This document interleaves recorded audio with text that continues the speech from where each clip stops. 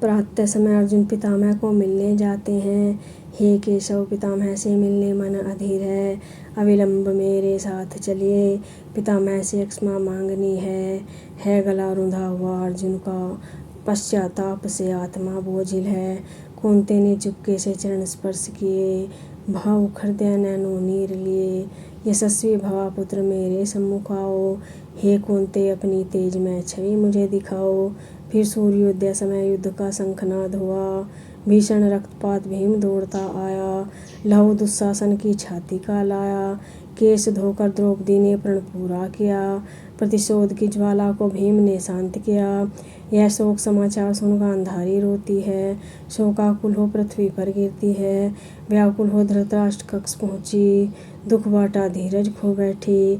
दुर्योधन पितामह से मिलने जाता अंधेरे में चुपचाप, भीष्म ने दुर्योधन को चिरंजीवी का आशीर्वाद दिया, पहचानी पदचाप। आओ पुत्र युद्ध भूमि का हाल बताओ, कुछ समझ करो पुत्र युद्ध रुकवाओ, शेष बचे जो उन्हें बचाओ।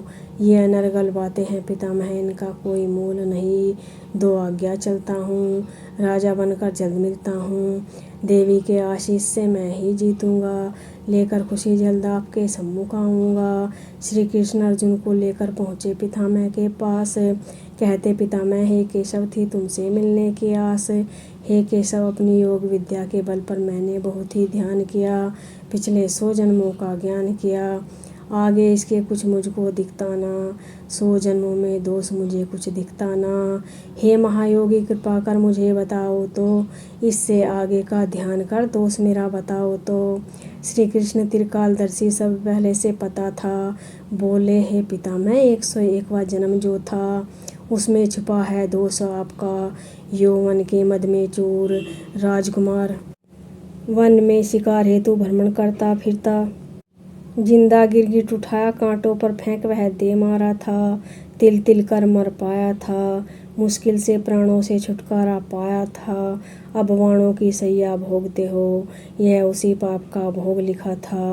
वह निर्दोष गिरगिट 3 दिवस तक तड़प मरा था, 100 जन्म बहुत ही पुण्य किया, फिर भी वह दोष तुम्हारा कट न सका। ये नियति का कालचक्र अवश्य घूम कर आता है, सबके कर्मों का लेखा जोखा लौटा कर जाता है। हे केशव, हुआ आपकी कृपा से मन हल्का, अपने दोष की सजा मैं हंसकर सह लूँगा।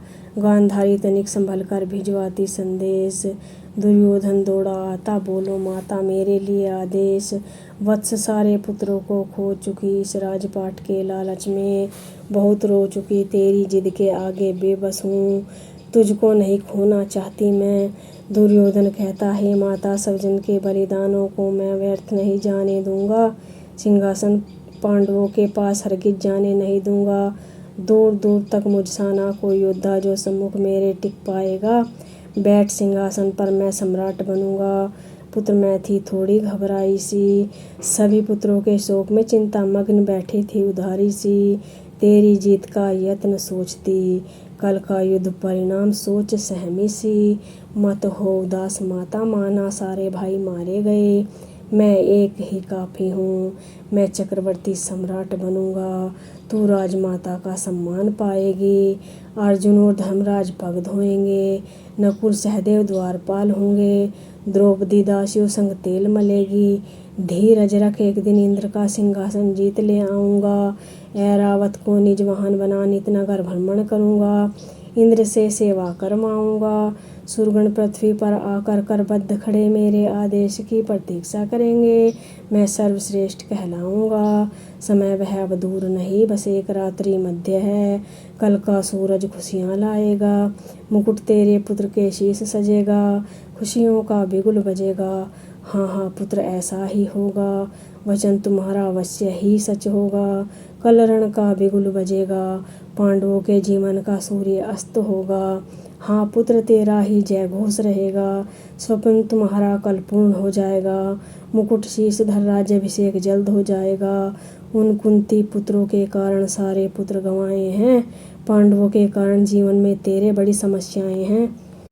कहती गांधारी, हे पुत्र दुर्योधन, कल प्रातःकाल गंगा स्नान कर निर्वस्त्र ही आना, सुंदर सुकोमल मुख अपना दिखलाना, कल आँखों से पट्टी खोल, मैं तुझको वज्र बना दूंगी। देवी के आशीष से मैं अमर तुझे बना दूंगी। ज्यों ही दुर्योधन महल की ओर बढ़ा, गंगा स्नान कर। श्री कृष्ण ने पथ में रोका, बोले नग्न अवस्था जाएगा, शर्म तो कर। लपेट कर कुछ पत्ते दुर्योधन माँ के सम्मुख जा पहुँचा था, तनिक छुप कर। दो आशीर्वाद माँ, मृत्यु की आज बड़ी जरूरत, कर दो मुझे अमर। देख लिपटा पत्तों में गांधारी को तनिक क्रोध हुआ। निर्वस्त्र बुलाया था पुत्र, अनर्थ हुआ। अब नहीं चारा पास मेरे, पत्तों के नीचे हाड़ मांस, बाकी देह वज्र हुआ। वज्र की देह को लेकर चरम पर दुर्योधन